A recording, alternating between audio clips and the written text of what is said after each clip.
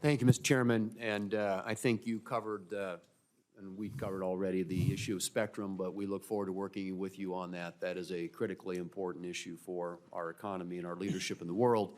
I want to come back quickly to the NTIA Broadband Equity Access and Deployment Program. I didn't vote for the legislation that created this program, but it provided over $42 billion to expand internet access to rural areas. And as you likely know, the program is yet to connect a single household. And the Biden administration included a number of requirements not envisioned by Congress in the program, including climate change mandates, rate regulation, onerous labor requirements, and other concerning items, which is why they haven't signed anybody up. And there isn't a single telecom in South Dakota, which represents and serves a lot of underserved areas, that can use the program because of all these mandates and conditions they put on it. So my question is, will you commit to working with states to remove these requirements so that funds can go to truly unserved areas? I'm going to work to make sure that Congress gets the benefit of the bargain. You want to get broadband into the hands of low-income people, let's go do it. But let's do it efficiently and let's do it swiftly. Let's use satellites, let's use wireless, and let's use fiber. And let's do it the cheapest, most efficiently we can. And I commit to working with you to make sure the states execute and deliver on the promise that Congress has made. And will you also work to ensure that this BEAD funding is only used for actual broadband infrastructure builds? Absolutely. Okay, thank you. I also mentioned, and you've talked about it already, alluded to artificial intelligence, but I believe we need to craft a legislative framework that provides basic accountability for high-risk AI models without onerous regulations. And as you and I know, the Biden administration only viewed AI as a threat that should be controlled. And I was encouraged to see President Trump's executive order reversing Biden's sweeping AI executive order, and for his leadership in developing a comprehensive pro-innovation AI plan that strengthens the U.S. Global leadership in AI. So I want to just get you, if you can, to talk generally, if confirmed, how you would approach AI regulation and to seek the and to harness major advancements in artificial intelligence. So the Department of Commerce has led the world in cyber. Right? Our cyber technology and cyber rules are the gold standard of the world. Let's leverage that model into the standards for artificial intelligence. Let's use what we're great at and leverage that again and use it again. So rather than think about it, we want to make sure we protect and defend our country, but we want to make sure that we lead. It has to be an American-driven leadership in AI. It is fundamental. So leverage what we're great at and issue standards and practices like we did in cyber that will encourage private sector to be the dominant winner. As we are in America, we've got to do that and make sure we win in AI as well. Right. And I just think it's really important as we think about it that we not stifle innovation. We want to be the leader. A light touch approach to this is what makes sense to me.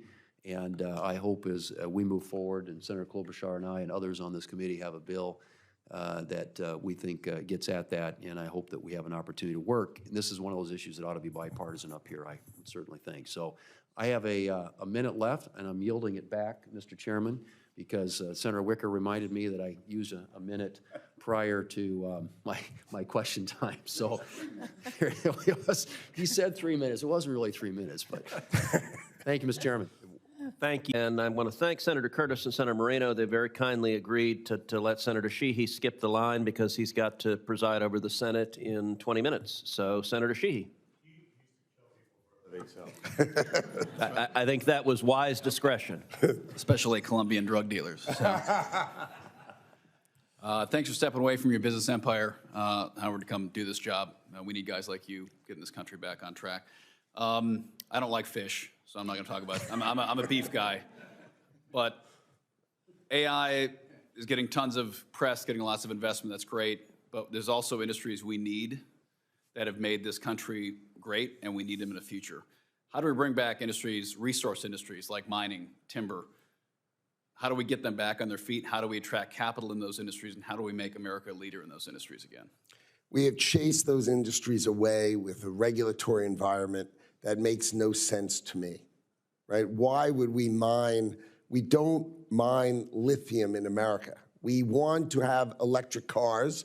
Granted, we all want clean air and clean water.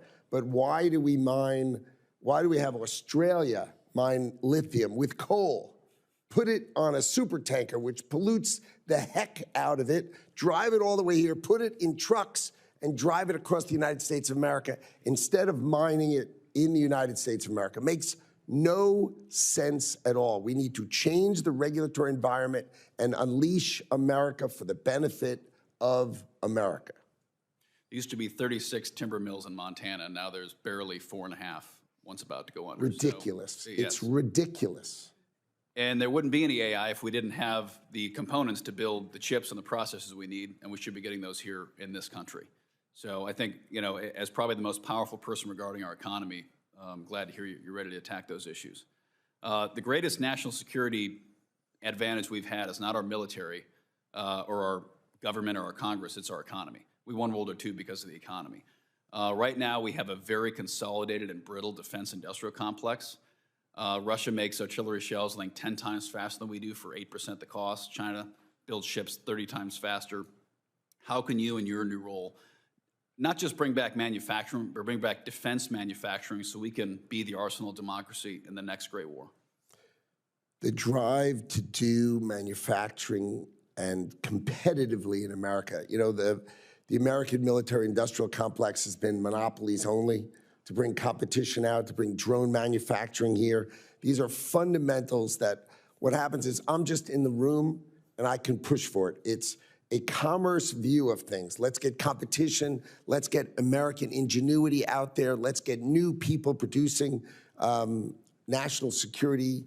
Let's just unleash America for the benefit of America. I think we've been too constrained for too long. That's over. It needs to be all about American ingenuity. And I think if you unleash American ingenuity, you know, the scale by which we will outrun, outpace, outperform the rest of the world will be incredible. And finally, back to the fish that I don't like. But so NOAA, you know, 70+% of the Earth's surface is ocean. The bottom of the ocean has untold deposits of minerals, oil and gas. I mean, resources that we barely touched. I don't know how much you've thought about it, but I'd be interested in just your thoughts on how you can leverage your position at Commerce and, of course, NOAA itself to expand undersea mining and resource extraction for the benefit of our economy. It is important for American national security that the key rare earths and minerals we create ourselves. Fortunately, we have the greatest land in the world, and under our seas is the rest of whatever we don't have on land. We need to harvest it, we need to understand it, and we need to take care of America. We can. And that by the end of the Trump administration, we need to understand and protect ourselves and take care of ourselves. It is vital. Great. You're going to do a great job. Thank you. Thank you. Well, thank you, Mr. Chairman. Welcome, Mr. Lutnick. First of all, I want to thank you for your generosity to Haverford College. As you know, my daughter is a graduate of Haverford College. You were the chairman of the board while she was a student there, and your generosity to that school is exceptional. I've never seen anything like it, and so I want to start there. I also want to ask this question in the form of a request, and that is that you will not only advise the President of the United States about ways we can improve our economic standing, our jobs, our manufacturing, but you will inform this committee and its members of ways that we can help make that happen. Case in point. The semiconductor industry has estimated a need for 115,000 additional workers by 2030 to meet the CHIPS Act goals. But what's happening is there were mandates for DEI within the CHIPS Act that is preventing the CHIPS Act from functioning as it was designed. There's a company called Taiwan Semiconductor Manufacturing Company that's been trying to build semiconductor manufacturing in Arizona. But the DEI requirements that are ongoing, that mandate the workforce that they must have, simply cannot be met.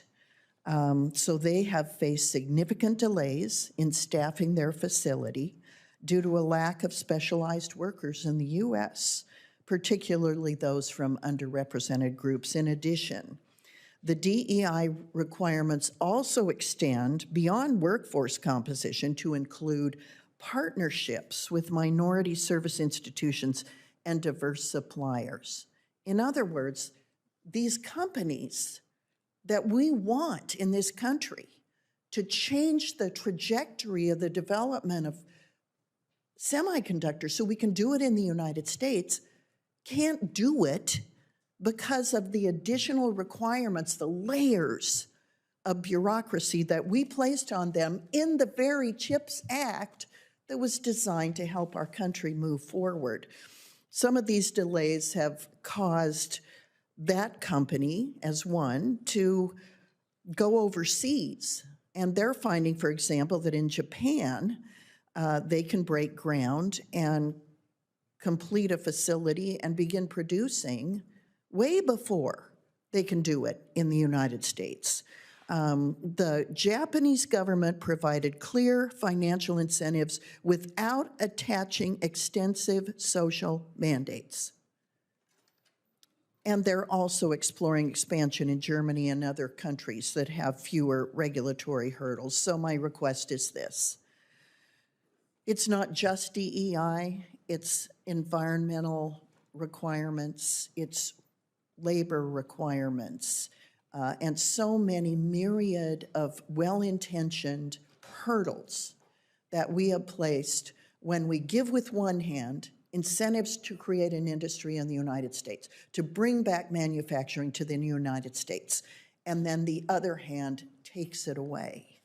And I'm asking you to help us identify where we have created hurdles to our own manufacturing advancement, our own ability to excel and achieve in using AI, in using chip manufacturing, in using our superior force of nature. You were called a force of nature. You are a force of nature. I know you. You're a force of nature.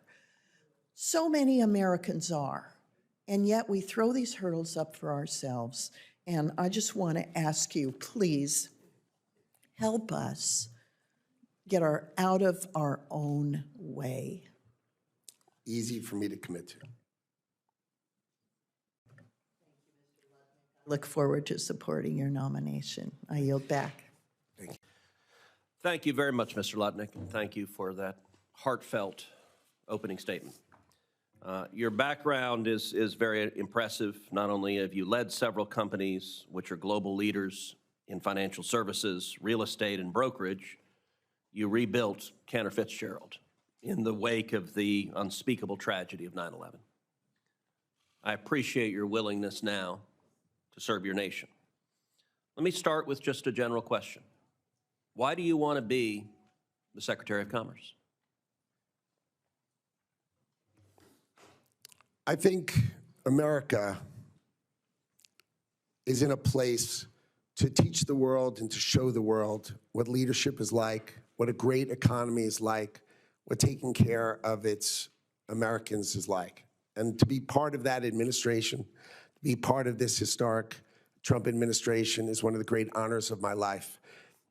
So I'm just looking forward to being a part of this administration, to playing my part in helping drive our economy's growth and driving the support and dedication to our American people. So in your business career, you've been very successful. You made a lot of money. You have told this committee in your questionnaire that you plan to divest your business interests in accordance with federal laws and regulations to avoid any conflict of interest.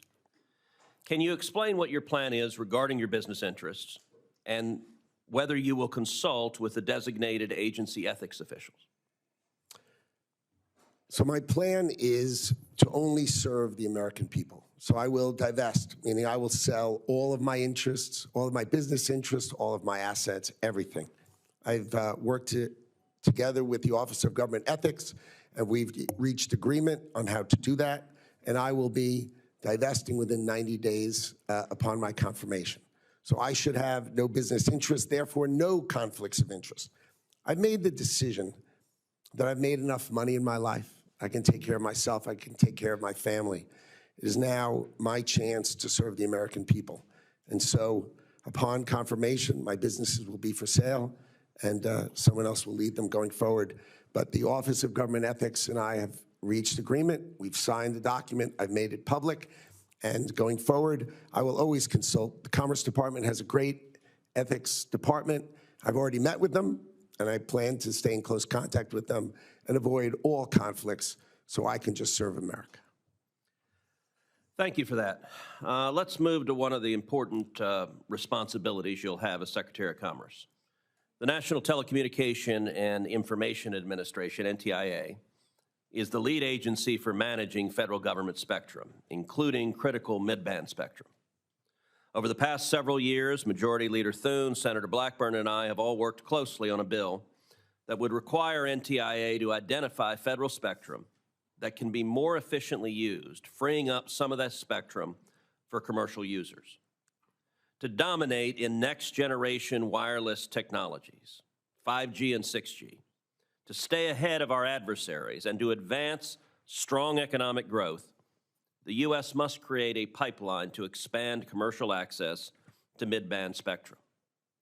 Will you commit to working closely with myself, other members of this committee, on solutions that will expand commercial sector access to this key spectrum while at the same time protecting U.S. national security interests? You got to ask me a tougher question than that. Absolutely, yes.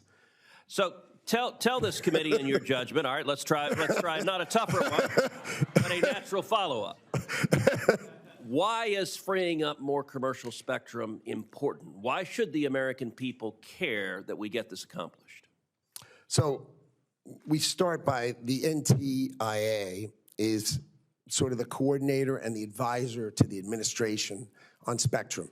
There's enormous amounts of spectrum held by the Department of Defense, right? And for our country to really reach the scale that it can be, for it to be successful, we need to be the leader in the world of 5G and 6G. So we've got to work closely with the Department of Defense. As you said, we've got to make sure, of course, to protect ourselves. But with all due respect, if I'm going to be your Secretary of Commerce, I kind of lean towards commerce. So I'd like to try to help us drive some of that spectrum towards our businesses to free us to be the leader in spectrum in the world.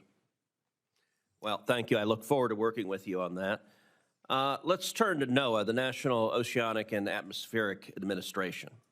Last year, an activist judge in Maryland vacated NOAA's existing biological opinion for the then Gulf of Mexico. I would note that President Trump has renamed the Gulf.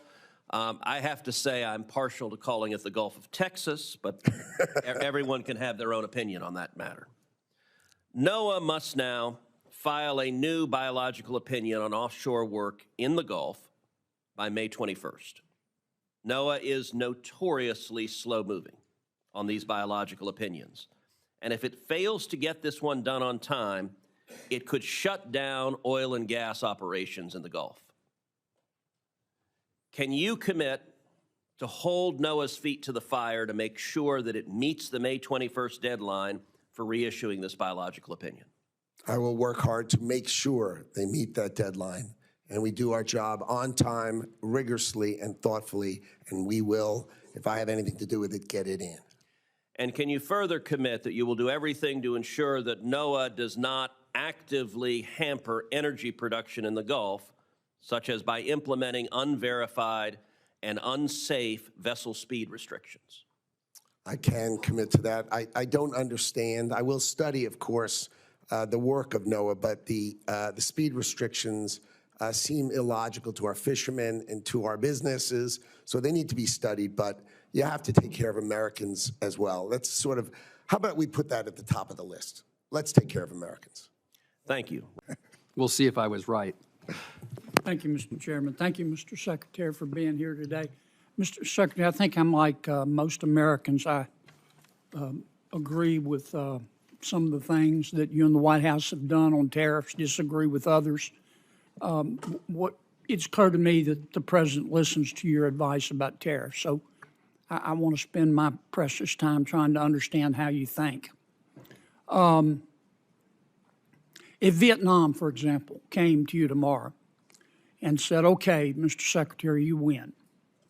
We're going to remove all tariffs and all trade barriers. Would the United States please do the same? Would you accept that deal? Absolutely not. Okay. Absolutely not. That would be the silliest thing we could do. Why is that? Vietnam has a $125 billion exports to us and imports from us $12.5 million. And you're thinking, Vietnam exports $125 billion? I'm aware of the figures, but tell me. But where do they get it from? They buy $90 billion from China, then they mark it up and send it to us. So you They're just a pathway of China to us. You wouldn't accept that deal? No, it's a terrible deal. We're the one with money. We're the one with the store. Of course they want us to take down. What's the purpose of reciprocity then? Is reciprocity not one of your goals? Are you telling the president that we shouldn't seek reciprocity? If that's what you're telling him, why are you trying to do these trade deals? What do we want? We want to encourage Vietnam to produce products they're great at producing. But I want to get back to reciprocity. You just said you don't believe in you don't accept reciprocity as a goal. What are you negotiating in these trade deals? Why would we open our bank account and their bank account when ours is 10 times bigger? Why are you negotiating trade deals? You're trying to get other countries to lower their tariffs and trade barriers in return for us lowering ours. That's true for the things that they'll take from us. That's called reciprocity. Of course. So are you or are you not seeking reciprocity in these trade deals? We are absolutely seeking reciprocity with respect to things that can be reciprocal. But you just said, but when they're importing from China and sending it to us, they're not. You just said that if a country came to you and offered you the ultimate reciprocity, no tariffs, no trade barriers, in return for us doing the same, you would reject that. Of course, because they buy from China and send it to us. Don't you agree with me? Suppose they said we won't buy from China. Now we're talking. If it was Vietnam, would you accept that deal? We would consider it. For what things? For what products? Would you want to change? Well, there are certain products we want to reshore. We don't want other people making them. We want to make pharmaceuticals here. Right. We need to protect ourselves for certain things. Let me ask you this, because I'm going to run out of time. Are trade deficits, are you advising the president that trade deficits are always bad in every situation? No. Okay. When are trade deficits good? Trade deficits, for instance, let's say there was a company that had the cure for cancer. Let's call it Cancer Cure. And we were buying it and it was located in another country. We would obviously have a trade deficit with them because they have the only one of it. An example, our technology companies, our great technology companies, we're the only ones with it. So a trade deficit is okay if they're products we really need. If they're the only ones with it and we can't do it, then of course it's fine. But if we can do it, then we darn well better think about whether we're supposed to do it and whether we want to do it and if it's in our interest as a country to do it. Here's what I'm getting at. I've heard you say that trade, well, strike that. I'm running out of time. I want to come back to another subject. Tell me your understanding of the Trade Expansion Act. I don't have a really good understanding of the term. I may know the act, but I may not know its title. You're not familiar with the Trade Expansion Act of 1962 that gives the president almost unlimited authority to impose tariffs so long as you conduct an investigation? You don't know about that? Oh, my 232s, of course I do. Okay. Sorry, I just didn't know the title of the plan, but of course I know. Why didn't you advise the White House instead of proceeding under other statutes? Why didn't you advise the White House to proceed under the Trade Expansion Act? The president chose IEEPA because he could do it swiftly and he could do it sweeping in order to address the underlying problems that had created the $1.2 trillion trade deficit that was haunting the United States of America. Have you read the opinion in VOS selections, VUS? I have. What role does the major questions doctrine play in that decision? I am not a lawyer, so I can't speak to it with that kind of precision. That's a litigation that's under current investigation. Are you familiar with the major questions doctrine? Not offhand, but I did, of course, read the decision. Well, about 3/4 of the opinion is on the major questions doctrine. Again, I tend to not know the title. I know the topic and the details of it, but I tend not to focus on titles. Sorry. I'm way over. Thank you for your indulgence, Mr. Chairman. Senator Kennedy, thank you. Senator Shaheen. Thank you, Mr. Chairman, and thank you, Mr. Secretary, for being here today. If Vietnam, for example, came to you tomorrow and said, okay, Mr. Secretary, you win. We're going to remove all tariffs and all trade barriers. Would the United States please do the same? Would you accept that deal? Absolutely not. Okay. Absolutely not. That would be the silliest thing we could do. Why is that? Vietnam has a $125 billion exports to us and imports from us $12.5 million. And you're thinking, Vietnam exports $125 billion? I'm aware of the figures, but tell me where do they get it from? They buy $90 billion from China, then they mark it up and send it to us. So you They're just a pathway of China to us. You wouldn't accept that deal? No, it's a terrible deal. We're the one with money. We're the one with the store. Of course they want us to take down. What's the purpose of reciprocity then? Is reciprocity not one of your goals? Are you telling the president that we shouldn't seek reciprocity? If that's what you're telling him, why are you trying to do these trade deals? What do we want? We want to encourage Vietnam to produce products they're great at producing. But I want to get back to reciprocity. You just said you don't believe in it. You don't accept reciprocity as a goal. What are you negotiating in these trade deals? Why would we open our bank account and their bank account when why ours are is you 10 times negotiating bigger? trade deals? You're trying to get other countries to lower their tariffs and trade barriers in return for us lowering ours. That's true for the things that they'll take from us. That's called reciprocity. Of course. So are you or are you not seeking reciprocity in these trade deals? We are absolutely seeking reciprocity with respect to things that can be reciprocal. But you just said but when they're importing from China and sending it to us, they're not. You just said that if a country came to you and offered you the ultimate reciprocity, no tariffs, no trade barriers, in return for us doing the same, you would reject that. Of course, because they buy from China and send it to us. Don't you agree with me? Suppose they said we won't buy from China. Now we're talking. Now we're talking. If it was Vietnam, would you accept that deal? We would consider it. For what things? For what products? Would you want to change? Well, there are certain products we want to reshore. We don't want other people making them. We want to make pharmaceuticals here. Right. We need to protect ourselves for certain things. Let me ask you this, because I'm going to run out of time. Are trade deficits, are you advising the president that trade deficits are always bad in every situation? No. Okay. When are trade deficits good? Trade deficits, for instance, let's say there was a company that had the cure for cancer. Let's call it Cancer Cure. And we were buying it and it was located in another country. We would obviously have a trade deficit with them because they have the only one of it. An example, our technology companies, our great technology companies, we're the only ones with it. So a trade deficit is okay if they're products we really need. If they're the only ones with it and we can't do it, then of course it's fine. But if we can do it, then we darn well better think about whether we're supposed to do it. Mr. Secretary, it's wonderful to have you here today. Great to see you. Thrilled to have you in front of this committee. And just to kind of build off of what my colleague just said, obviously, I wanted to highlight the good work that's done by Southern Research and their Birmingham Biotech Hub. Right.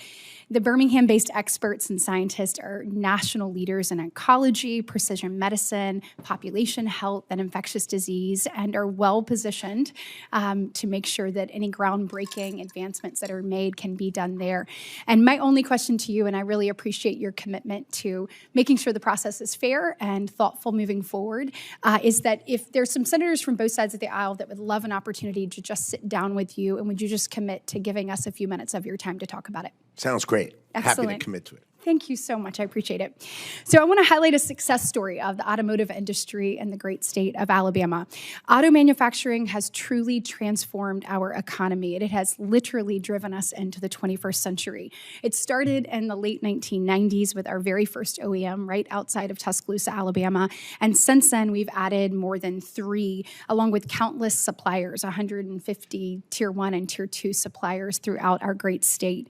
So in a little over 25 years, Alabama has become the premier host for the automotive industry. We are also the #1 auto exporting state in the country. Alabama auto exports are sent to 78 different countries, and actually one of our OEMs exports more than 2/3 of its product. I wanted to work with you to make sure that Alabama continues to be the premier, and the work that we're doing, I think, is exactly what President Trump wants to see more of, onshoring jobs and providing life-changing opportunities for the citizens that I serve. And so I want to know, how are you going to work to replicate the great work that's being done in places like Alabama and other states? Our objective, especially in auto, is to reshore. I think we have $250 billion of committed reshoring in auto alone. And I know that Alabama, they love, for whatever reason, you've done a great job because they love Alabama. Excellent. And I think you're going to be your state's going to be a great beneficiary. As Senator Graham knows, they love South Carolina just the same. That's right. So auto is coming back to America, and the president is on it, and he's driving it. And we feel it every day. Good. Right? You had an announcement the other day by General Motors saying they were bringing their engine manufacturing back into America. That's I mean, huge. these are the things we need to employ our people, and it's coming. And so I know thank you considered an export credit. Is that something that's still on the table? The idea of the export credit comes with a trade deal. Okay. If you're a country and you're willing to open Japan, Korea, who export to us, right? If you're not willing to open your market, why are we giving you anything? But if you're going to open your market, now let's talk. And that's exactly the president's view. If you don't want to open it, you can pay a tariff. If you want to open it, then we're here to talk. Well, we hope to continue to grow the automotive industry in the great state of Alabama, and just want to set the record straight, and I appreciate you saying it as well, but these are jobs that change what is possible for the people in those communities, and they have been able to achieve the American dream as a result of these opportunities, and we want to make sure that they keep coming. So thank you so much. Last month, you launched an investigation into the effects of the U.S. national security of imports of commercial aircraft, jet engines, and their parts. Mobile, Alabama is home to the 4th largest manufacturing location for commercial aviation in the world. Will you consider the production needs of both Airbus and Boeing to meet the extreme commercial backlog that we've seen? I think it's now over 14,000 aircrafts, in order to make sure that we are doing what we need to meet the needs of our country. Can I say exactly? Yes, Okay, exactly great. the way you've said it. This is a lot easier Exactly. than I thought. Excellent. Thank you so much. Okay, can you help us understand how the administration might address companies that are actively investing and onshoring today so that they can supply domestic customers with their U.S. operations? And when I'm looking at this, I'm talking about aluminum, and we're looking at kind of the president's tariff policy as it continues to work to rebalance the U.S. economy through the onshoring of manufacturing activities and the fortifying of domestic supply chains. So when you're looking at stuff like aluminum and other things, kind of how are you approaching that from your perspective? The steel and aluminum industry are huge. To produce steel and aluminum, you have the biggest import the biggest input is power. Imagine melting that iron ore, that power. And so what happens is the foreign governments subsidize their utilities and they provide the electricity just too darn cheaply. And so what happens is the Chinese and these foreign governments, they just dump steel on us. They crush. We've had 40 steel mills, and now we have 10. And as the president says, you don't make steel, you can't fight a war. So he's protecting that industry, bringing it back. You're going to see more steel and aluminum furnaces and mills in the history of this country be built over the next 3 years. And they're all committed to it, and they're coming. Yeah, and we're proud to do that in the great state of Alabama as well. Thank you. Senator Peters. Thank you, Chairman Moran. Secretary Lutnick, good to see you here. Thank you for being here today. Senator Graham. Howdy. Nice to see you. All right, we're going to do this real quick. President Trump's decided that whatever you charge us in tariffs, we're going to charge you. Has he decided that? To a point. Yeah, okay. To a point. All right, well, that's You one of the can't points. use my bank account if I can use yours. If Yeah. mine is 100 times bigger than yours, Yeah. that's not fair. Reciprocity. Logical reciprocity for sure. Okay. Well, that makes sense to me. Whatever you do to us, we're going to do to you, and we'll reach out. Maybe we'll go to zero. That'd be great. But the idea of pushing back against people who have higher tariffs than we do makes sense. I'm glad you're doing it. And that's what you're doing, right? Of course. Okay. I'm also glad you're using tariffs to change people's behavior. Like, if you're going to let your country be a dumping ground from fentanyl, maybe we should tariff your stuff. Does that make sense? Yes. Well, it does, to the world out there. If you want people to change, make it in their interest to change. Pat them on the back or kick them in the ass. I don't care what works. So in Mexico, these labs are out in the open. They're killing more Americans, 3,000 a week. We're going to do something about it under Trump. And if you don't want to get tariffs, change your behavior. Well said. If you manipulate your currency as an unfair trade practice, you're going to get tariffed, right? Well said. If you close like agricultural markets in France, you're going to get tariffed. Well said. If you require a business partner, Chinese business partner to American company in China, then that's no longer acceptable. It'll just cost money. Cost money, and they can cheat and steal our stuff. They do. So these tariffs have a purpose to make us safer and stronger. And we've been talking about China. We've been talking about getting ripped off. I want to thank you and President Trump for doing something about it. Is it fair to say there are a lot of people who would like to talk to you about new trade deals? That is definitely true. Okay, I can tell you the major car companies in Germany came over here and met with the president. Are you aware of that? I was in the room. They make BMWs in South Carolina, Volvo. They make Mercedes in Alabama. And they talked to you about making more of the car in America, didn't they? Oh, they offered almost $100 billion in investment in America. So thank you to those car companies. Absolutely right. The American dream is to own a German car. As long as it's made in South Carolina, that sounds fine to me. I own one. Bubba makes wheels, BMW. So what you've done is you've got people to come here and talk to us differently. They're talking about making the engine now in South Carolina, right? That is correct. They're talking about more content in South Carolina. That is correct. And this export credit makes sense to me. 70% of the cars, 60% made in South Carolina, are sold overseas. That helps our balance of trade. Do you agree with that? I agree. Okay. So this is working, folks. Some agree. of the tariffs, maybe I'll have a problem with, but what you're doing, good. You're telling people, if you rip us off, you're going to pay a price. Stop poisoning America. Stop cheating. Stop closing your markets. Now, do you know that China and India buy 70% of oil from Russia? I do. Do you think it is helpful for China to buy cheap Russian oil to keep the Putin war machine going? Is that a good thing for China to be doing? Doesn't sound good to me. Good. I'm going to give you another example of how we can use tariffs. We want peace. We're not out to humiliate Putin, but we want to stop the killing. To China, you're propping up Putin's war machine. You're the largest purchaser of his cheap oil.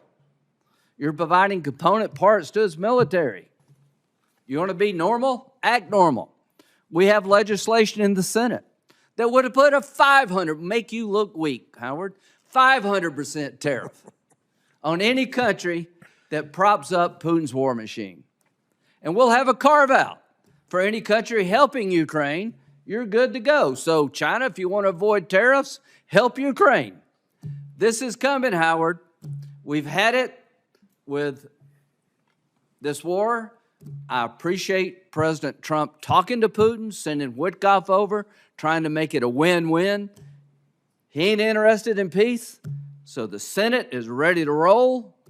And to our friends in China, if you keep helping Putin and propping up his war machine, we're going to hit you hard because you're destabilizing the world, you're putting our nation at risk, you're rewarding bad behavior, and we're going to extend the concept President Trump started. If you're screwing America and you're making the world an unsafe place, we're coming after you. Thank you, Howard, for all you do.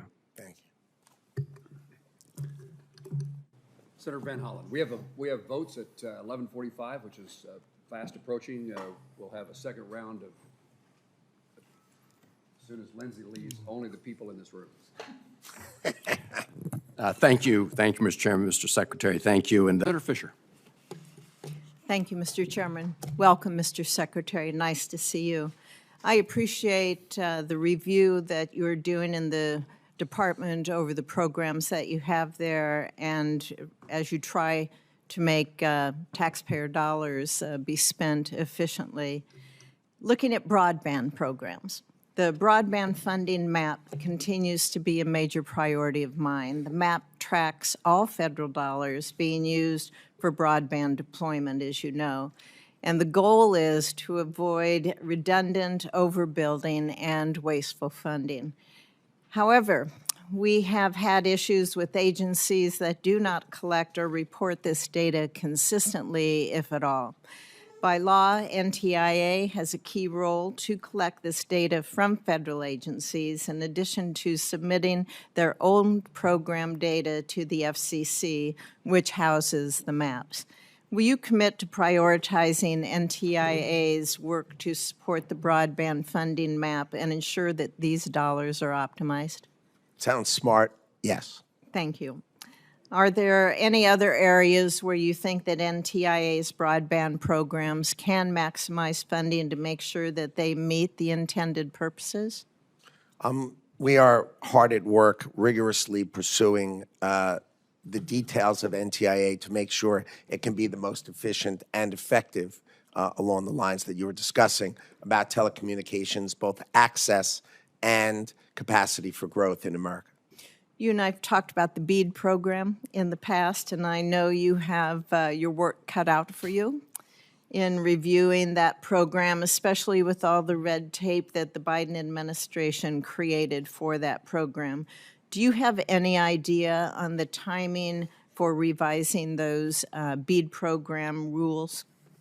Yes, so my expectation is we will put out the notice of funding opportunity, the NOFO, shortly.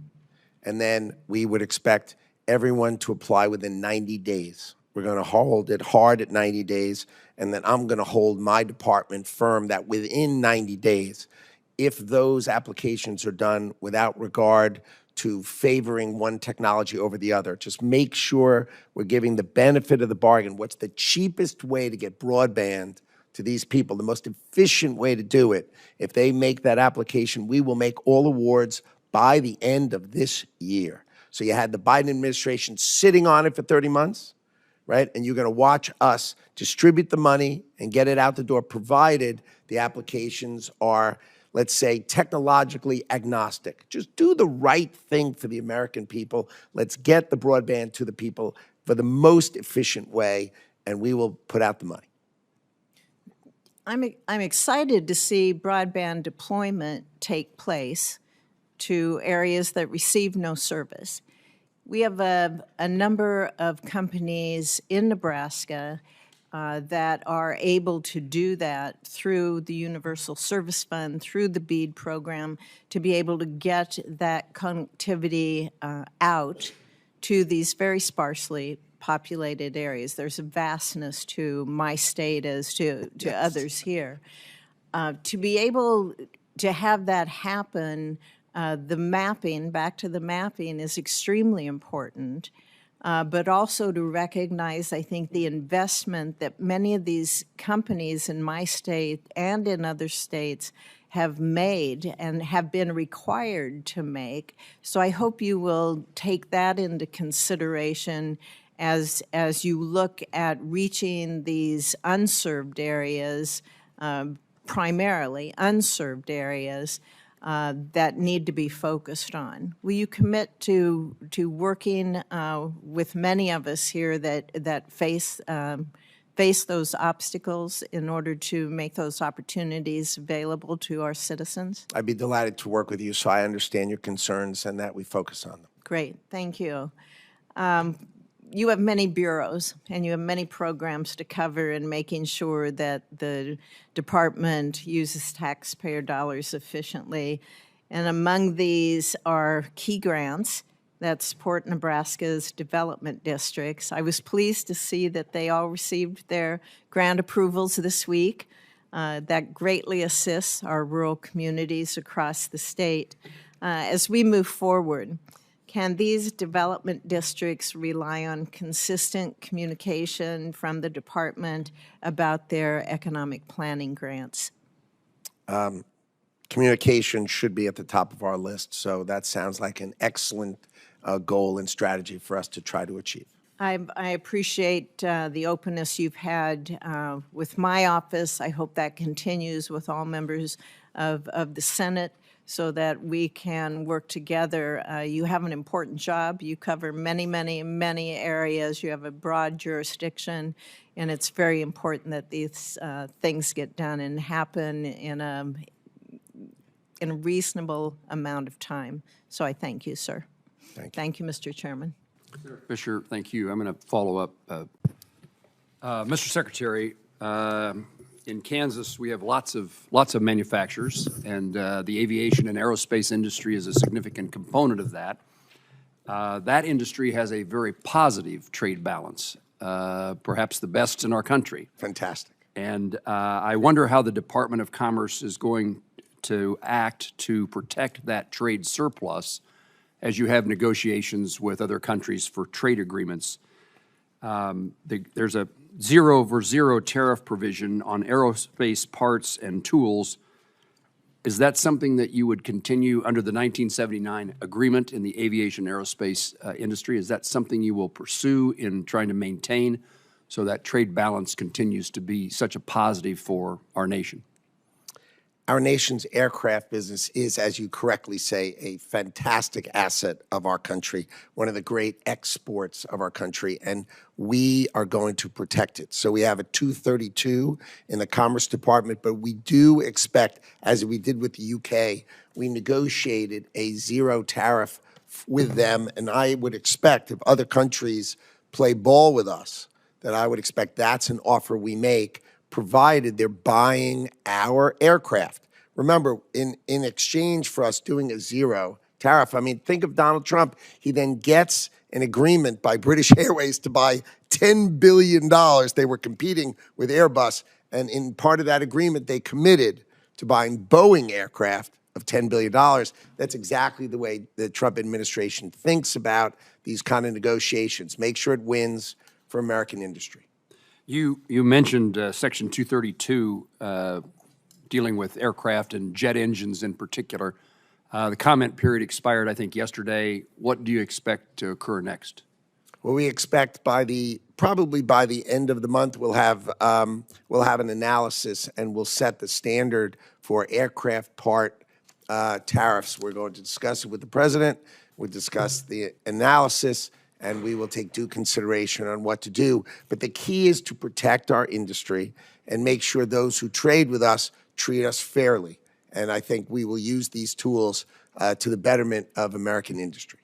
In the aircraft and aviation aerospace industry, there are certainly large companies. You mentioned Boeing as a particular player in that field, but that's true in Kansas. We have some large companies who manufacture aircraft and aircraft parts, but there's also a lot of mom and pop manufacturers, small businesses are in that arena.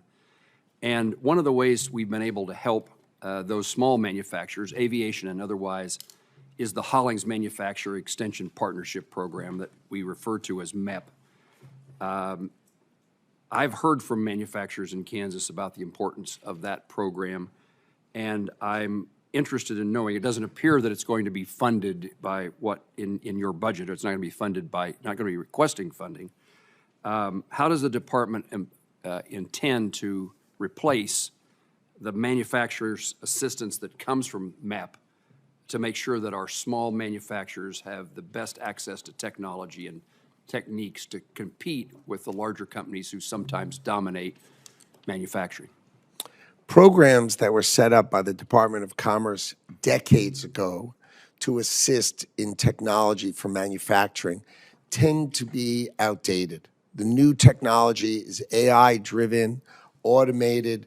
I think we need to re-examine and retool a whole variety of these programs so that we are able to provide the best technological assistance rather than just continuing a program that's decades and decades old. So I'm very focused, and our department is very focused on making sure we're bringing our manufacturers the best tools, and we're examining them. And we will do that. And you know, you have a great plant for Panasonic in Kansas. It's fantastic. And that's exactly the kind of manufacturing we hope to reshore to America.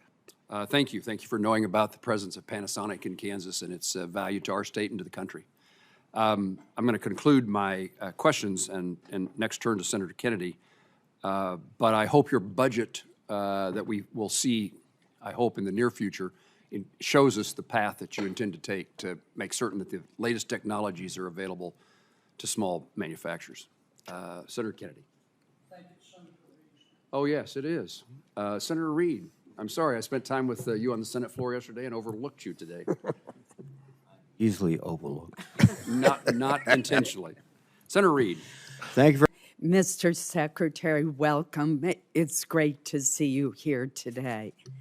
It probably won't surprise you, given the many discussions we've had about the lobster industry, that I'm going to start with my first question on that. Maine's lobster industry, as you know, is so important to the economy of Maine. And to me as well. I love lobster. And I've always known that. And it represents Maine.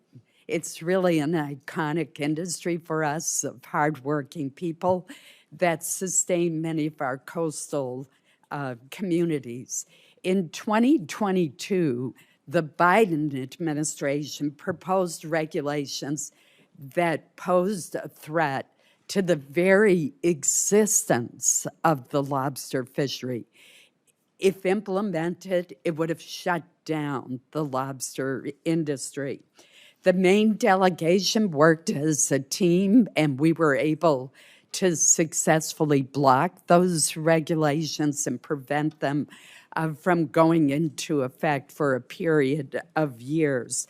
Subsequently, the Maine Lobstermen's Association sued the National Department of the National Marine Fisheries Services in the Department of Commerce, and overwhelmingly won the case in June of 2023. And I want to read you just a little bit of what the judge said, what the three-court panel said in its decision. It said that the service had relied upon worst-case modeling that was, quote, very likely wrong, based on assumptions that the service conceded that it did not believe were accurate. Projections that are very likely wrong, obviously are not likely to occur. And what the what the court found was that the service acted in an arbitrary and capricious way and blocked the regulations from going forward. But obviously, it's costly to go to court and to do that. So, Mr. Secretary, I know there's a new executive order that attempts to establish much higher standards for scientific research. It emphasizes rigorous evidence-based methodologies to inform federal regulations. Can you talk to us about how you believe that this new approach to regulation based in science will help protect the main fishing industry and our lobster industry from arbitrary and capricious regulations, as the court found was done in the previous administration? This administration views the Maine lobster industry as an American treasure, and we need to protect it. And you will see as we do our trade deals, right? They treat the Maine lobster industry horribly. And in the UK deal, they said, we will invite you to 10 Downing Street and we will have now a lobster dinner.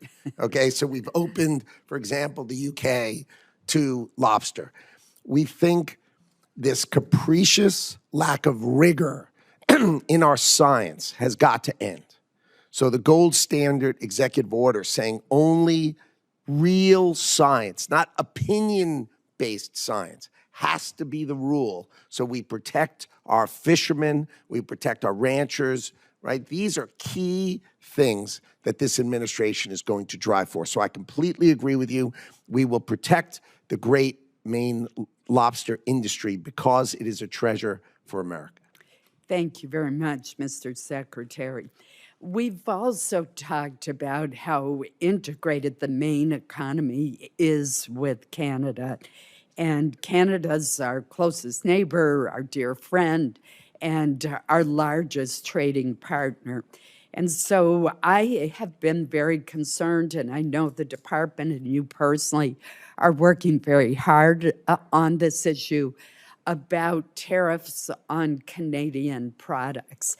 Our lobster, our potatoes, our blueberries are largely processed in Canada and then come back across the border. We have a paper mill in northern Maine, in Madawaska, Maine, whose sister mill is right across the river in Canada. The sister mill in Canada produces the pulp that is piped across the river to the paper mill in Madawaska, Maine. So that's how close the partnership is. 95,000 Mainers are not connected to the New England electric grid. They get their electricity from Canada. I just mentioned these examples. 95% of our refined petroleum products come from Canada. 90% of potash, which is used, the fertilizer for potatoes, comes from Canada. Just to give you a few examples of how integrated our approach is, could you give me a brief update on where we stand with Canadian tariffs? Sure. So the overriding principle is USMCA. So if the products are actually made in Canada and actually made in the United States, they come back and forth, and it's easy for them to fall under the USMCA, and that has no tariff, no tariff. Things that are outside of that, where companies chose to be outside of those rules, and those rules, as you know, have been in place quite a long time. If they're outside of those rules, then they have a tariff on them. They have the fentanyl tariffs, right? Because we needed to close the border and make sure fentanyl was not coming into the country. And people say, oh, Canada doesn't do much in fentanyl. But if you look at the fentanyl rings in Canada, they're often manned by Mexican cartels. So we needed to shut that. And so those outside of USMCA do pay a tariff, but those inside of USMCA are free of tariff.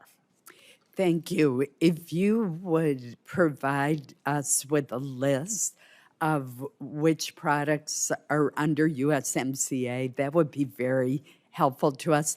I believe that a lot of the cases that I've mentioned will be under the USMCA Correct. and thus exempt from the tariff. But it would be good to have some certainty in that area. So if we could work with you and your staff to try to get a more definitive list, that would be very Sure, that primarily comes from USTR, but I will call them and I will have it to you. Thank No you problem. so much. Thank you, Mr. Chairman. Chairman Collins, thank you very much. Senator Van Hollen. Thank you. I think you've been truthful to that last sentence. It'll be my pleasure. Why not? Mr. Secretary, just a couple of wrap-up things. First, I've been involved in trying to make sure the United States is prepared for foreign visitors to our country, particularly with the FIFA and the soccer tournaments that are approaching quickly. Huge. The U.S. Olympics is in Los Angeles. We have great opportunity to showcase our country, and I want to make sure that the Department of Commerce is interested and pursuing opportunities to make sure that the visitors are eligible and able, those who are eligible to be here are here. We need help with the State Department in regard to visas. Communities need infrastructure support. But I just want to highlight that the tourism and travel industry is something that is important and should be very important to the Secretary of Commerce. And I'd love to hear your thoughts in that regard. It is. In ITA, we have a group dedicated to tourism. And I mean, this is a wow, right? We've got the club championship, right? The FIFA Club Championship, FIFA World Cup, the Olympics, and our 250th anniversary. I mean, this is, if there's ever a time for America to shine, it's right now. We've got to take out all the stops and make sure we are putting our best foot forward, and I'm happy to work with you. We've got to make sure the Department of Homeland Security and the State Department issue those visas, and we've got to make sure our infrastructure is there and the tourism experience is second to none, and I'm happy to work together with you on that purpose because this is just a great opportunity for America. Mr. Secretary, Senator Klobuchar and I co-chair the Senate Travel Tourism Caucus. I'm not exactly sure what the name of it is, but this is a highlight for us. Oh, I testified that I'm not good at names either, right? I know the content. I know but the content. The title, I don't know I'm the not title really, of the caucus. But we need to make certain that we are prepared, and those days are fast approaching, and I look forward to working with you to make sure that's the case. And working with ITA, President Trump appointed a interagency organization to coordinate activities within the administration. I think that's very useful, and I hope that they're hard at work. You responded to, I'm going to see if I can get you to respond to a way that Senator Peters would not think you're saying no to a question that you might be saying yes to. And that is, he and I've introduced legislation, he's agreed to co-sponsor that would permanently designate the National Weather Service employees, that certain category of employees, as essential and therefore not subject to a hiring freeze. They are essential under the law, as I understand it today. If we don't do our job as a Congress and get a appropriation bill done and government shut down, they're still working. They're essential. And my understanding is that you're supportive of that legislation, and I'm trying to have you say that my understanding is correct.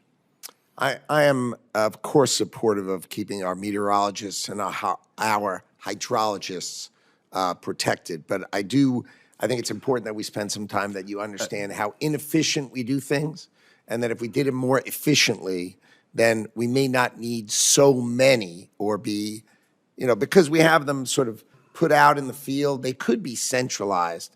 And I just like you to understand that, and we'll work together on that so you understand it, and we'll do that together. But I, of course, am supportive of your macro topic for sure.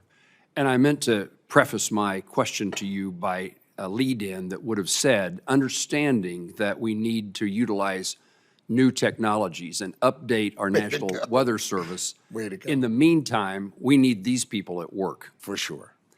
And then, perhaps finally, we worked with Ambassador Greer on an issue of Chinese-owned ships and fees for their dockage in the United States. Yes. And from a Kansas perspective, but from an American perspective, so much agricultural produce is shipped abroad. Senator Murray indicated she's an export state, a trade state. Kansas airplanes, aviation, of course, agriculture, and the concern that we were trying to address, and Ambassador Greer, I think, was very helpful in understanding of the circumstance. But absolutely, we want to have American-built ships transporting our goods around the globe. First, we have to make some. We have to make some, and that's the That'd be problem. good. You've already hit on my point. In the meantime, we can't punish those agriculture producers and ag companies who export our ag products around the globe because they can't yet get an American ship. So cart and horse, once again, would you commit to me that you'll be helpful to that cause in making sure that we don't damage agricultural exports while we take the steps necessary to, over hopefully a short period of time, move our country in the direction of manufacturing ships again? Be my pleasure. Thank you. Mr. Secretary, it's my common practice to give the witness, I hate to do this because you might actually take advantage of it, which is the opportunity to correct, to set the record straight on something you said, wish you to expand upon. I just want to give you the last 60 seconds to say anything that you'd like to say to make certain we understand a point that you were trying to make. No, I just want to thank you for the respect, the demeanor, the way this whole hearing was arranged. I appreciate it. I appreciate you both, and I want to say thank you. Thank you, Mr. Secretary. I do want to join on behalf of all of my colleagues and indicate that this committee, this subcommittee, and the full committee needs information from the Department of Commerce, and particularly by law, the department is required to provide us with FY25 spend plan, which we need and want, and I'm hoping that you'll commit that we will see it soon, and I'll ask you that question. And also, we of course are lacking the details of the President's budget, and we're hopeful that that is provided to us as quickly as possible. Can you commit to providing us with the spend plan and the budgetary information just as soon as the budget is finalized? Well, my understanding is we filed that which was required by the CR with precision, but I'm happy to work with your office if there's more information you'd like or need. Let's go over it together and we'll try to sort that out. Okay. If you'd take the word spend plan back to your staff and ask if they could find where that is and give it to me, that'd be okay. A wonderful outcome. I hear you. All right. With that, we're going to conclude the hearing. And there's magic words I need to say. With no further questions, senators may submit additional questions for the subcommittee's official hearing record. Tell me your understanding of the Trade Expansion Act. I don't have a really good understanding of the term. I may know the act, but I may not know its title. You're not familiar with the Trade Expansion Act of 1962 that gives the president almost unlimited authority to impose tariffs so long as you conduct an investigation? You don't know about that? Oh, my 232s, of course I do. Okay. Sorry, I just didn't know the title of the plan, but of course I know. Why didn't you advise the White House instead of proceeding under other statutes? Why didn't you advise the White House to proceed under the Trade Expansion Act? The president chose IEPA because he could do it swiftly and he could do it sweeping in order to address the underlying problems that had created the $1.2 trillion trade deficit that was haunting the United States of America. Have you read the opinion in VOS selections, VUS? I have. What role does the major questions doctrine play in that decision?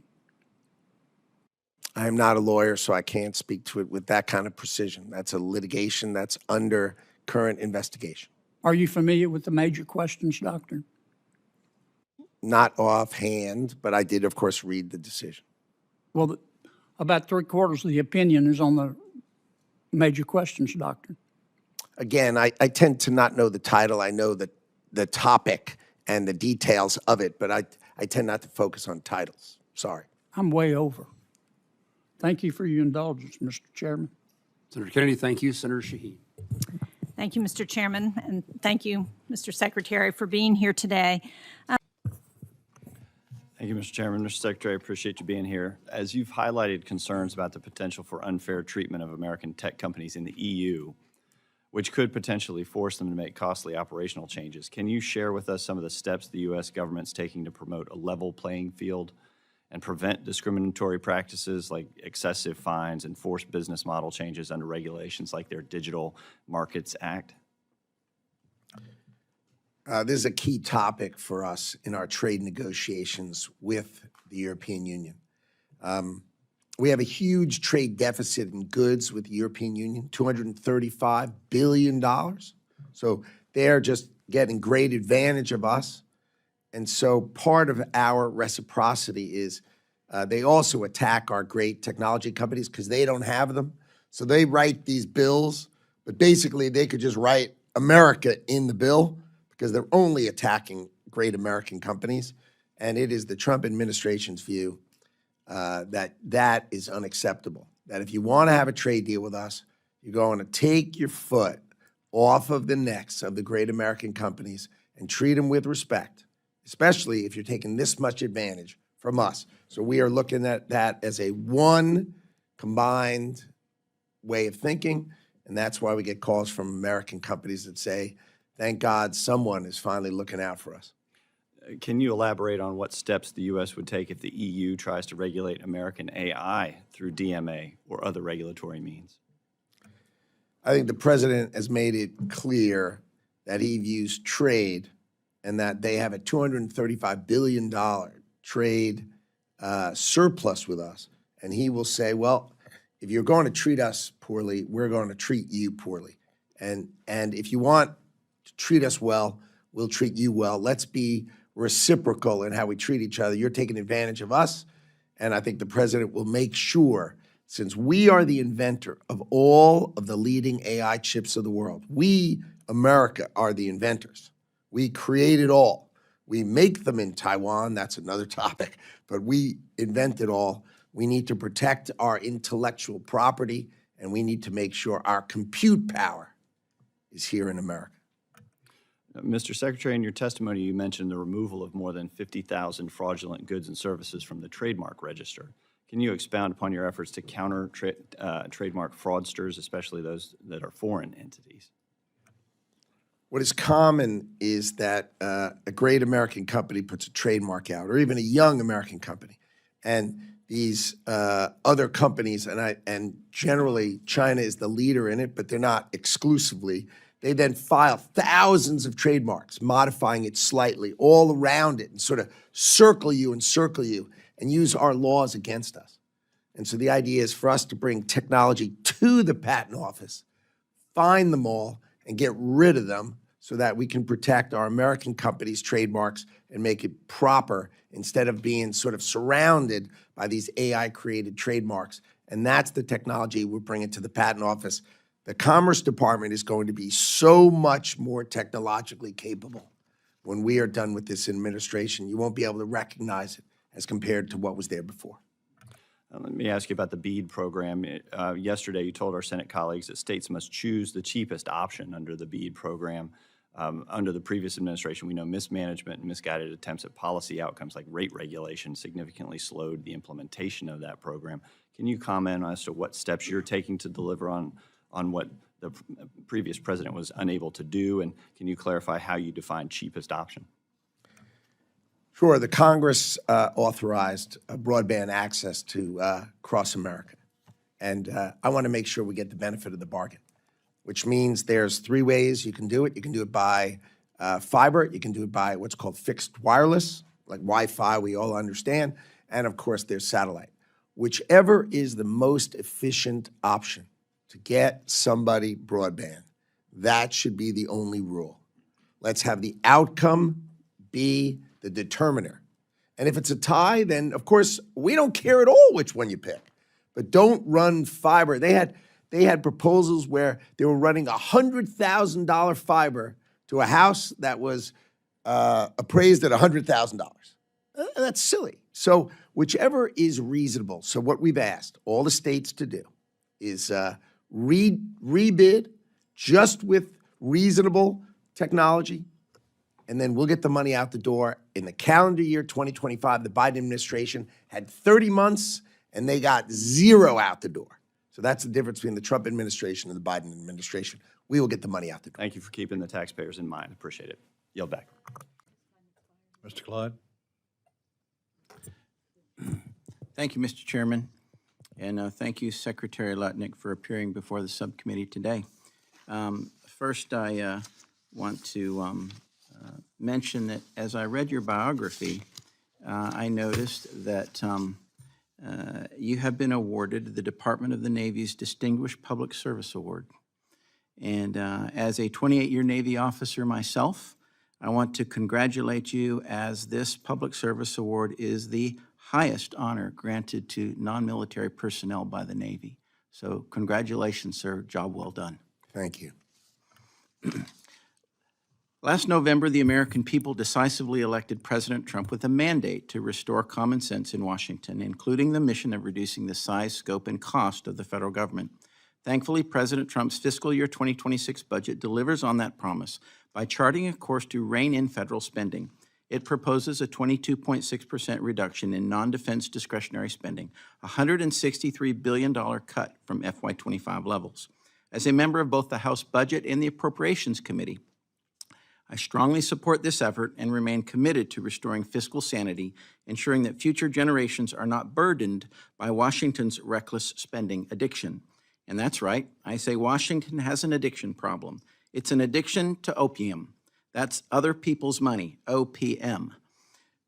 Washington needs to go to rehab for this spending addiction, and I was encouraged to see that your budget request reduces the Department of Commerce's footprint by $1.75 billion, a 17% decrease from the FY25 enacted level.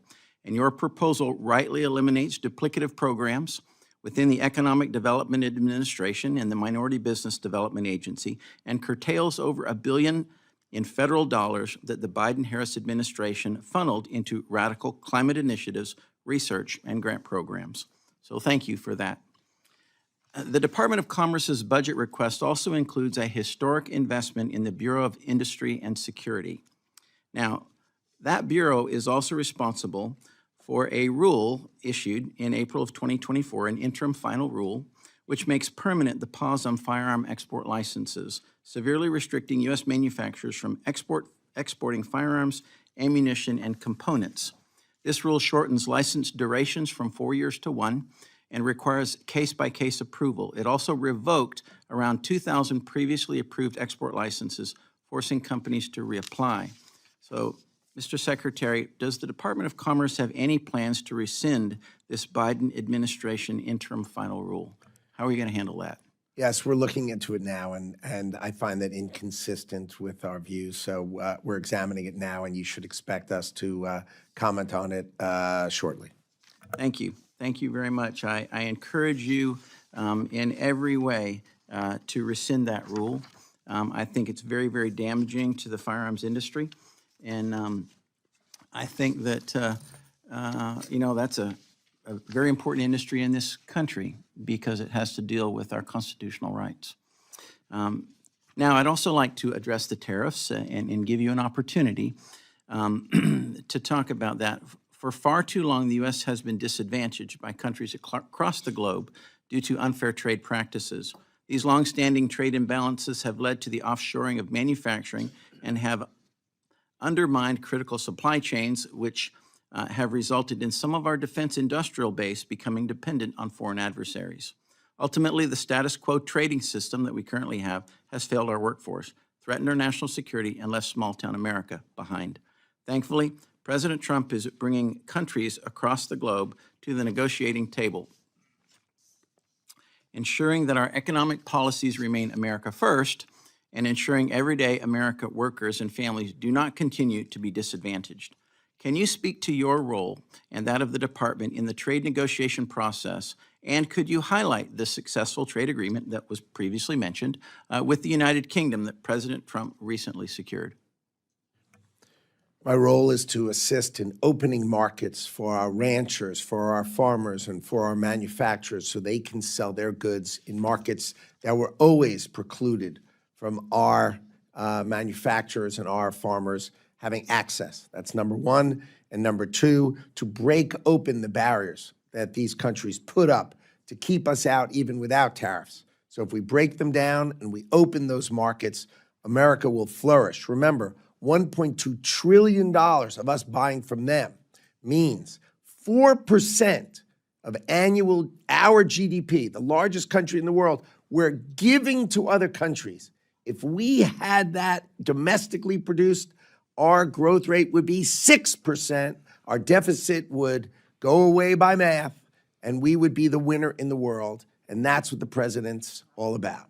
Well, thank you, Mr. Secretary. It's nice to see a successful businessman in charge of the Department of Commerce. And with that, I yield back. Mr. Moore. Thank you, Mr. Chairman. Thank you, Secretary Lutnick, for being here. Really appreciate it. A lot of your comments are just so spot on. Just a little while ago, we heard something pretty interesting. The idea that trade deficits are good. We heard an example of, I guess, a banana, the price of a banana at a Whole Foods outside of suburban Philadelphia going up. I can tell you in West Virginia what the generational price has been for the degradation and destruction of our industries in the state of West Virginia over the last several decades, 40 years of it. It has destroyed us. It's destroyed us. And you talked about this blast furnace switcheroo that they had there in the UK. That happened to us in West Virginia. So Cleveland Cliffs and the United Steelworkers Union had requested tariffs on tinplate steel from the Biden administration. We didn't get it. We didn't get the tariffs on the tinplate steel, and we shuttered that steel plant. We've lost thousands of jobs since then, and now there's only one blast furnace left in the whole United States that makes tinplate steel. And I would appreciate it if the Commerce Department would take a look at that, because that is a national security issue, and it's terrible for us. I mean, we used to be known for manufacturing steel. It was hugely disappointing by the last administration not taking any action on that. But I do want to ask this, just shifting gears real quickly, is BIS specifically, and you've talked about plussing up that budget. Have you all looked at, and this is during the Obama administration, we went through the Export Control Reform Initiative. This is where they created the 600 series and the ECCNs, and then expanded EAR 99, right? So there's a lot more items that can go out without a license under that. Have you all looked at going back and reviewing that? I actually worked here when we were going through that process, and it seemed, I guess, to make sense at the time. But you do see that it has created, at times, in my view, some gaps as it relates to critical technology. Have you all looked at perhaps reviewing that Export Control Reform Initiative happened about a decade ago and maybe trying to tighten up some of those export controls, specifically on critical dual-use technology? Very thoughtful point, right on the point, and we are on that topic. We are on it. Yeah, it occurs to me, particularly when we created the 600 series, which is essentially like a United States Munitions Light series within the Department of Commerce under BIS. This is how some of our defense technology gets out there. And it's very disappointing. Obviously, this is not the idea, is that, we wanted to increase export capacity for defense manufacturers and others out there. But specifically around some of this off-the-shelf technology, AR-99 items that are getting exported. I would really like if you all would take a look at this and the way this was set up back then and trying to tighten those controls. BIS is, I mean, really the last stop in protecting our technology. Could you talk, though, just briefly, you talked about the steel industry. Could you talk about, from a national security standpoint, why it is so important? You touched on it a little bit, but why it is so important to the national security of the United States to have a vibrant steel industry? You cannot fight a war unless you can make the munitions, period. You can't make a missile without steel, aluminum. You can't produce anything in defense without steel and aluminum. You must have a domestic industry. The president has made it crystal clear, and I think it is obvious when I say it. And we need to protect it, just like you said in West Virginia. They didn't protect you, and you lost the business. That cannot continue, and the Trump administration will not allow it to continue. Yeah, and then they just raised the price of tin plate steel right after they acquired it. So, of course, after they crushed it. Last real quick question.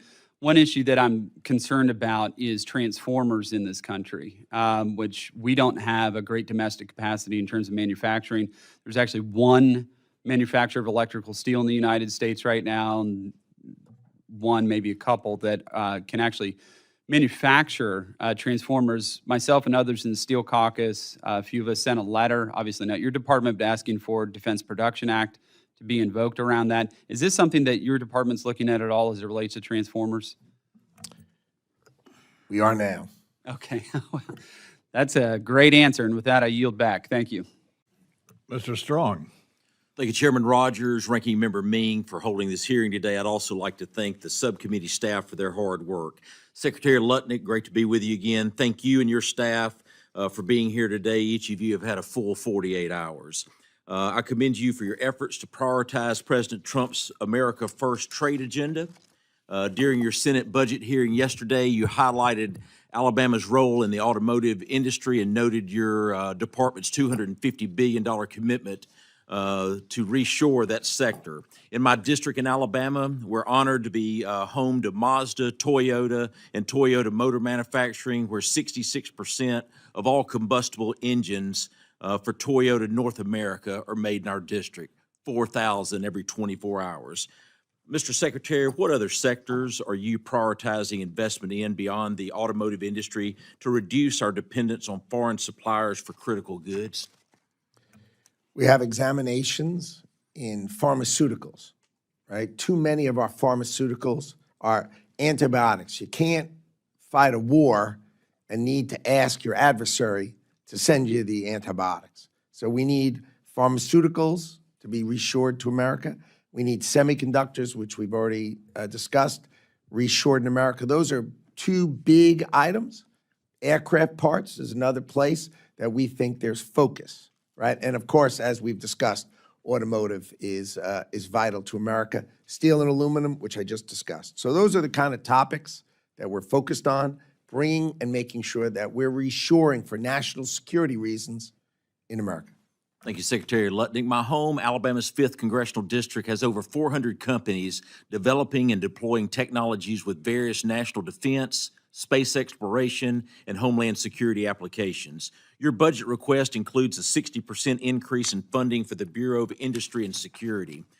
How does your department plan to utilize this funding to protect and bolster domestic companies, and how would this funding be used to improve our economic competitiveness and national security? Export controls, making sure that our adversaries don't get our best equipment, our most cutting-edge ideas. So if we don't have enough agents, you know, we have 2 agents in China. That is just, come on. So we just need more agents to protect and defend our policies, and that is what the request is for. Let's grow our agents in the field to enforce the policies that we make at home. Totally agree, and that leads to my next question. We're seeing increased sophistication from bad actors to circumvent U.S. trade laws. China is producing goods domestically and routing them through other countries to avoid the Made in China label. Your department has asked for funds to address unbalanced trade through increased anti-dumping and countervailing duty investigation. How will this funding help combat China's circumvention of American tariffs, and what tools or technologies are you leveraging? Unfortunately, it's not just China. There are numerous countries whose governments subsidize their industries and therefore create an uncompetitive environment, and then they basically at below cost try to export to America, which creates our trade deficit. So we have anti-dumping, countervailing duties. That's the idea. We need to study them and we need to enforce them, and that is a key role of the Department of Commerce, and we need to augment that, and we need to defend it for exactly the point that these, for example, steel and aluminum, they're crushing our industry, trying to put us out of that business. What I loved is that the UK had one blast furnace left. They sold it to the Chinese, and the Chinese then got all their customers and shut it. I mean, and then they have no steel industry. That's it. Secretary Lutnick, in 2024, the Census Bureau selected Huntsville, Alabama as one of 6 cities to participate in the 2026 census test run. The 2026 test is an opportunity for the census to refine its operations in a city like Huntsville, which is experiencing fast population growth, making it harder to accurately count. Secretary Lutnick, what will you do to commit to advocating for full funding this year and next to carry out this 2026 testing program, including the Huntsville site? And will you provide a clear timeline to the states so they can begin preparation without delay? And also your thoughts about consistency from state to state, not allowing non-U.S. citizens to be counted in the United States Census. Consistency makes sense. Commitment to doing the absolute best statistical analysis of the census is easy for me to commit to. We will focus on it, and we will deliver the structure to have the greatest census with the best statistical analysis ever in the United States of America. And that's what you're going to get from the Department of Commerce. Mr. Secretary, thank you for bringing it home to America. Mr. Chairman, I yield back. Mr. Strong. Secretary Lutnick, Huntsville, Alabama is home to the National Weather Service Forecast Office. Could you elaborate on your plans to deploy an experimental AI-based forecast system? Sure. The way we've been doing it is we've been taking data in and doing it consistently over the last 20 years. AI systems can then take the weather patterns of the world, examine how they respond to each other, and do much better and be much more efficient, much faster, and much more learned. So we're going to take research, technology, and the enormous amounts of data that we collect, and we continue to collect, and we are only going to continue to collect more going forward, and we will just become much, much better at forecasting dangerous conditions to protect Americans. We definitely know about those dangerous conditions, and we've seen it in the last couple of weeks across the Southeast. How can we work with you to ensure that my district's existing expertise and capabilities are leveraged to support and collaborate with you during this significant effort? I look forward to meeting with you offline and be glad to go through that and help you do it together. Sounds great to me. Thank you. Recent reports by NOAA and other federal agencies have highlighted significant concerns regarding China's distant water fishing fleet. Notably, in September of 2024, NOAA denied U.S. port privileges to certain Chinese flag longline vessels due to their involvement in illegal, unreported, and unregulated IUU fishing activity. Mr. Secretary, given these recent developments, what specific measures is the Department of Commerce implementing to enforce trade restrictions against Chinese food products linked to IUU fishing? Under the Biden administration, we were not even allowing our fishermen to use our 200 miles of exclusive fishing zone for ourselves. And of course, when we weren't out there fishing, guess who was out there fishing, right? Our adversaries just go in. If you're not there, well, they're going to fish there just the same. So the idea was first, we allow all of our fishermen the maximum usage they possibly can because we protect and care about American fishing. We care about it. And the second, we are going to hold accountable anybody who poaches, who breaches, who is in our space or near our space. We're going to go and make sure they cannot have access to our markets if they do so. Thank you. Mr. Secretary, the American farmer is suffering. Commodity prices are low. Many countries have taken advantage of the American farmer. It appears that we're buying beef from other countries rather than buying from the American cattle farmer. What is the number one thing as Secretary that you can do to help the American farmer? We, in trade deals, can open the market. Beef in the UK, ethanol, corn, right, in the UK, cereals in the UK, in Europe, in India. India won't buy a bushel of our corn. If they buy ethanol, right, then that will help our corn farmers. So we've got to open these markets, beef, poultry, pork. You won't believe how poorly our farmers are treated, our ranchers are treated, and our fishermen are treated. We weren't allowed to sell lobster in the UK. And you'd say, oh, come on. If you read the way we are treated so badly, you would understand why the president is on these trade deals. Make it fair for our people. I always lead with agriculture because we're just treated so badly. If you read it, you would just keep shaking your head. I can't believe it. I didn't know it when I wasn't here. And when I first read it, I said, oh, come on. And it's all sort of old rules that are just not true anymore, and we're blasting those open. And that's what I'm going to do for our farmers, our ranchers, and our fishermen. I'm thankful for what you're doing, and these trade agreements have got to stop where America's being taken advantage of, and I commend you and your staff for what you're doing. I know it's a lot of hours being spent, but we're in a process of resetting America, and the American farmer and the American automobile industry will be better because of it. Mr. Chairman, I yield back. Thank you, sir. I yield myself 5 minutes. Mr. Secretary, rural communities, which are often ignored by Washington, face unique challenges, one of which is access to reliable broadband. How's the department planning to continue addressing broadband gaps and prioritizing expansion into unserved areas? The Congress has launched the BEAD program for broadband access. Under the Biden administration, it gave out no money after 30 months. Our objective is as follows. Within the next 90 days, I think we're going to put it out on Friday, basically saying if your state is willing to just be technologically agnostic, meaning produce the right access at the lowest price, or if it's a tie, I don't care which one you pick, make that application within 90 days. And then this department will put out the money by the end of the year. So we will go from not having given any money under the Biden administration to having the full program funded and distributed, provided they're technologically agnostic. By the end of 2025, all the money will be distributed so that broadband access can be built by the states. That's my promise. Well, broadband is vital, as you well know.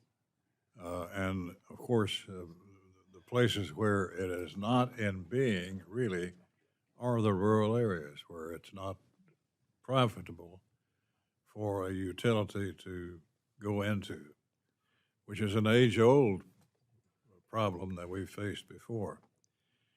Let me highlight another important initiative to rural America. That's EDA, Economic Development Administration, particularly the one to have assistance to coal communities. My district, as was West Virginia, had a complete breakdown of the industry over the last 10 years. I lost 15,000 jobs in my district alone. But EDA has been a crutch for us to use to help revitalize and bring back into competitive nature rural areas. What do you think? about EDA? So first, I'll address that the administration wants to revitalize clean coal. We think it's vital to America. And so for both yourself and the representative I just spoke to, you should rely on this administration to bring back clean coal because it is vital. The country needs power. We need power, and we will do that. And with respect to EDA, the same thing. There are many other ways to do it better than to have a reasonably small group inside the Commerce Department. We will stick with disaster relief. We will stick with our tech hubs, but the concept of providing that kind of program, I think, is better served with bigger, more sophisticated programs. Well, there are rural areas that are not coal dependent. What about those communities? I'd be happy to meet with you offline and go through it together. You know, I'm tasked with being efficient with taxpayer dollars. And when I get a GAO report that has 80 other programs, I just think it's more efficient to do it in a more practical way than do it in a small way in my department. Not that I don't enjoy doing things, but efficiency is my objective. And I think it was important that I show a budget that was substantially lower, that proves that we can do our great job with less taxpayer dollars. Well, we want to work with you on this subcommittee. We want to see you succeed, because when you succeed, the country and the president succeed. But we have our priorities as well as it relates to offering jobs back home to keep our people from having to move to another locale. So I hope we can work with you. Of course. Thanks, Secretary, for those words. We have a full complement of members of the subcommittee with us this morning, and for that reason, we will do our questioning under the 5-minute rule. So, Mr. Secretary, thank you for being here. I yield myself 5 minutes. You touched on this somewhat already, but I wanted to ask you about the Chinese Communist Party and their effect in this country and our bipartisan concern. From economic warfare to technological threats, China is seeking to obtain advantage of our nation, our people, and our companies at all possible opportunities. Again, summarize what we're doing to strengthen our ability to counter China's unfair trade practices, protect American intellectual property, and secure critical supply chains and emerging technologies.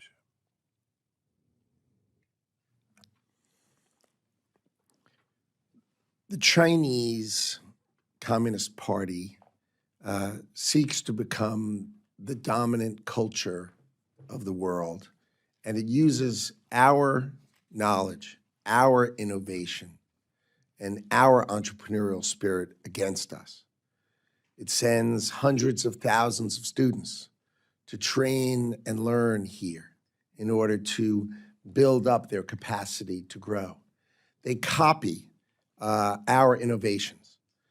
For example, if you see their airplanes, gosh, they look just like the F-22 because they've copied our models and our systems.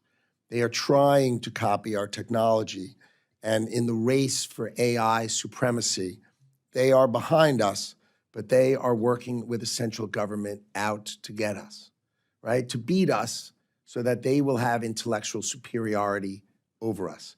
There is an AI race, and BIS, our bureau, is at the heart of protecting America, and that's why we've sought an increase in the budget, even though we're decreasing our overall budget. We need to arm the Bureau of Industry and Security to protect us and to help us keep key industries away from the Chinese so that they can't just copy us all the time. The budget request for BIS does not specify any specific initiatives related to increasing oversight of entities posing a threat to U.S. national security. Why is that so? I'd be happy to detail it either here or in writing, but the idea is to add enforcement agents, agents who carry weapons, agents who go and examine warehouses, examine those people who are exporting, examine the imports, find the particular items, and make sure we have export controls are rigorously enforced. So that is the specific use of the funds, is more people to protect and defend our export controls. The policies the government make need to be rigorously enforced, and we're trying to increase the enforcement capacity because we just don't have enough enforcement agents to do a great job. Let me switch gears and ask you about the National Weather Service. Kentucky has been the target of floods and tornadoes and everything else. In fact, we lost 20 people 2 weeks ago in my hometown and adjoining area. I'm concerned about the implications of local weather forecast offices operating at reduced staffing levels. Take, for example, the Jackson, Kentucky office, which is currently operating with multiple vacancies and no permanent meteorologist. What can we do about that? What steps are being taken to ensure NOAA's local weather forecast offices have the resources, the technology, and staffing to issue timely, accurate warnings and protect lives in high-risk communities? All weather collection technology is in full force and effect. Our satellites, our balloons, all sources are in full force and effect. The National Weather Service employs 2,100 meteorologists. Less than 130 took early retirement. It is fake news and inappropriate to suggest a single meteorologist or hydrologist was fired. That is preposterous and silly. Less than 5% chose to retire, and we, using these responsible Commerce Department, sought and were granted the ability to hire those people, the same number. So we will have no reduction in force. Our National Hurricane Center has full staff. And I want you to understand just the last portion, what you said. We have numerous regional offices, which are generally small, and they usually have 3 or 4 meteorologists. And these exist because the data is locally hardwired into old computers with hard drives and green screens. If I showed it to you, you would be embarrassed. The idea is to automate that, to put it on the cloud so that the 2,100 meteorologists we have and the hundreds of hydrologists that we have can forecast the weather from central locations and back up each other and be more appropriate. So I think the technological advancements we will make over the next year or 2 years will totally change these things. But I want to be crystal clear. Every single person, the National Weather Service, we are at full staff, we have full capacity, and we will have the best forecasting capacity that we possibly can to protect Americans, and I will not sleep if that were not true. That is required of you, of me, and of America, that we deliver that for American people, and I promise you, we are. Ms. Bing? Thank you. I yield back. Mr. Alford? Thank you, Mr. Chair, and I apologize for missing the first round. I just literally ran back from the House floor doing a speech, but that's our job, and I need to get in shape. Anyway, thank you for being here. You're doing such a great job, and we're proud to have you in that position. I know all the good questions have already been asked and answered, but I want to talk about the tariffs just a little bit. You know, the Democrats doubted these, the media doubted it, the pundits doubted it. A lot of people made fun of the tariffs, didn't like them, but they're working. We've already seen the results. In fact, the Congressional Budget Office now estimates the proposed tariffs will reduce our federal deficit by $2.8 trillion. That's a success story. Secretary, what is the strategy behind these? Is it simply a negotiating tool? Is it the art of the deal? Or does the president mean it when he says it about these tariffs? And why are they being so successful so far? Build in America, in the greatest economy in the world. Remember, America is the consumer of the world. $20 trillion we consume every year. So if you want to sell here, build here. And if you don't want to sell here, pay to come into our market. We are receiving a run rate of $34 billion a month to the Treasury of the United States of America because of tariffs. So anybody who says that tariffs aren't working can't count to $34 billion. I want to talk about the funding for NOAA and the National Weather Service. You know, Missouri has gotten hit pretty hard. We have a lot of tornadoes. We had a bad spring, and it's still going on. There was a lot of damage in my district just south of Kansas City. We have a regional NOAA center in Pleasant Hill, Missouri. It's a smaller center like you were talking about earlier. And I heard you talking about what's going to be happening in the future to some of these centers. Are centers like Pleasant Hill, which they already have some vacancies, are those regional centers in danger of closing at any time in the future, as far as you know, being replaced by automation and AI in a centralized location? I'll give you an example in Missouri, which was we have all these research people in NOAA, Right. but they were separate from operational. So we started putting them together to take that research and start using it. And what it did is it produced an analysis that showed that we had horrible tornado conditions in Missouri. And so 2 hours earlier than the record ever in NOAA, we gave those warnings and saved 120 people, got them out 2 hours earlier. So we are totally on it. But the concept of having 4 people, and one of them has a baby and one of them's out sick and somehow we're not able to do it 24 hours a day, seems silly. That we should have, if we have 2,100 meteorologists, I promise you, we can cover the United States of America 24 hours a day, 7 days a week, and we can have better technology, right?